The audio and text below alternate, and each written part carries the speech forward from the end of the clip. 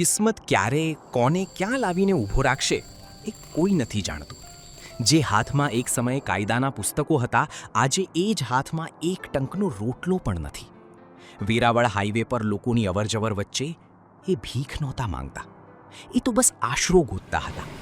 આજે રસ્તા પર આ દાદાને જોયા ત્યારે લાગ્યું કે હું તેમને પથ્થરની મૂર્તિ જેવા સ્થિર કહું કે પછી જીવતી લાશ. મેં પૂછ્યું, દાદા કેમ અહીં બેઠા છો?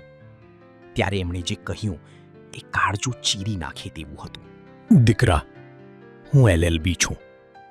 એક સમય એવો હતો કે હું બહુ ખુદદાર હતો.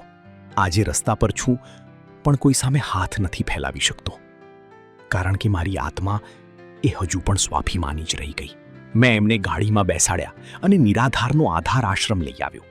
દુનિયાએ જેને નિરાધાર કહીને રસ્તા પર છોડી દીધા હતા, આજે એનો આધાર બનીને ચાલવું એ જ મારી સૌથી મોટી કમાણી છે. અહીંયા કાતરના એક એક ઘા સાથે જેમ જેમ વર્ષોની મેલી દાઢી અને વાળ નીચે પડતા ગયા, એમ એમ એમના વ્યક્તિત્વ પર જામેલી સમયની ધૂળ પણ સાફ થતી ગઈ. આજે એ આશ્રમમાં શાંતિથી જીવે છે અને એમના ચહેરા પર જે સંતોષ છે એ કોઈ પણ વકીલને દલીલથી મળતી જીત કરતાં ખરેખર અનેક ગણું મોટો છે.